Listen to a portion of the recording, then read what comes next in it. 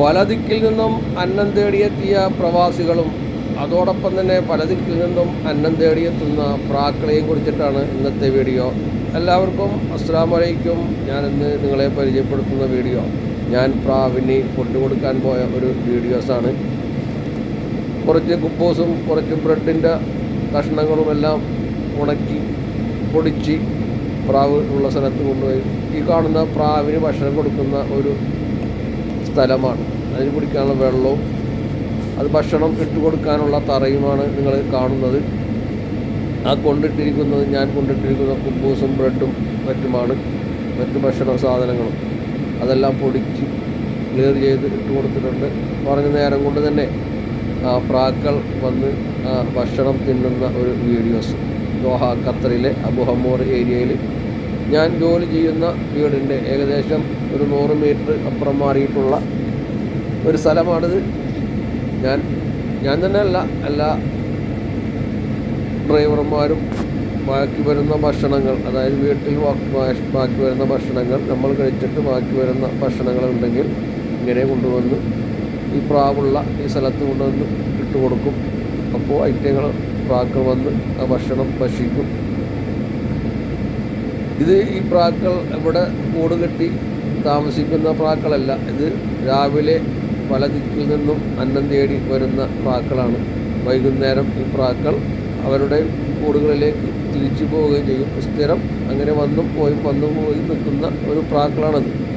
ഇതും പ്രവാസികളും തമ്മിലൊരു ബന്ധം തോന്നിയതിൻ്റെ പേരിൽ തന്നെയാണ് ഞാൻ ഈ വീഡിയോ എടുത്തത്.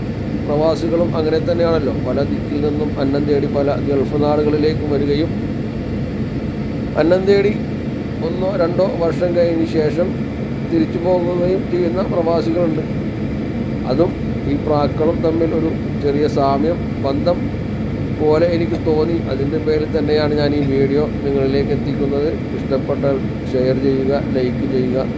എൻ്റെ യു മീഡിയ ട്രാവൽ എന്ന യൂട്യൂബ് ചാനൽ സബ്സ്ക്രൈബ് ചെയ്യാത്ത ആളുകളുണ്ടെങ്കിൽ ഒന്ന് സബ്സ്ക്രൈബ് ചെയ്തുകൊണ്ട് ആ ബെല്ലൈക്കനും കൂടി അമർത്തി കഴിഞ്ഞാൽ ഞാനിടുന്ന നല്ല നല്ല വീഡിയോസ് നിങ്ങളിലേക്ക് എത്തുന്നതാണ്.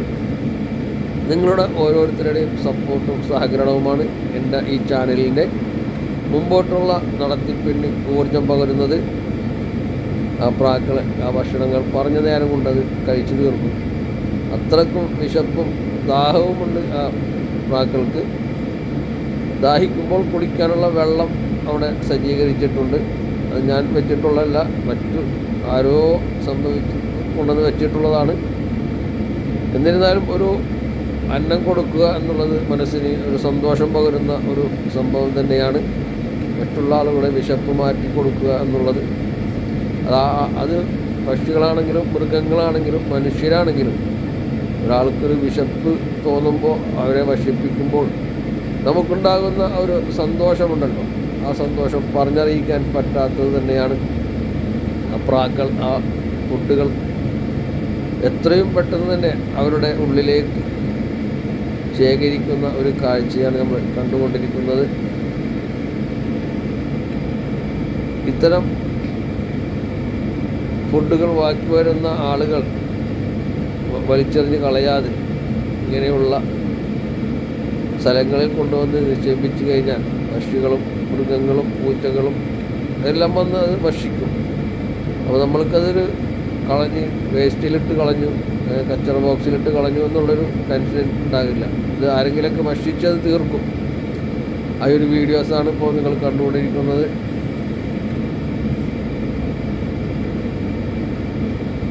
ഇന്ന് റമദാൻ 27-ാം ഇന്ന് ലൈലത്തുൽ ഖദറിനെ പ്രതീക്ഷിക്കേണ്ട രാവുകൾ ഒക്കെ തന്നെയാണ്.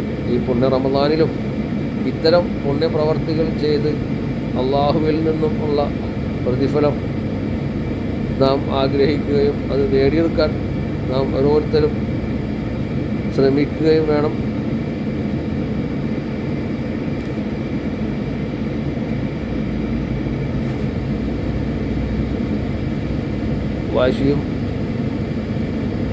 വാശിയോടുകൂടിയുള്ള തീറ്റയാണ് ഇപ്പോൾ നടന്നുകൊണ്ടിരിക്കുന്നത്.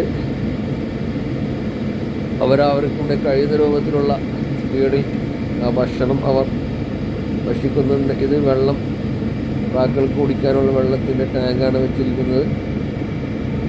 ഓക്കെ, നന്ദി, എല്ലാവർക്കും നമസ്കാരം.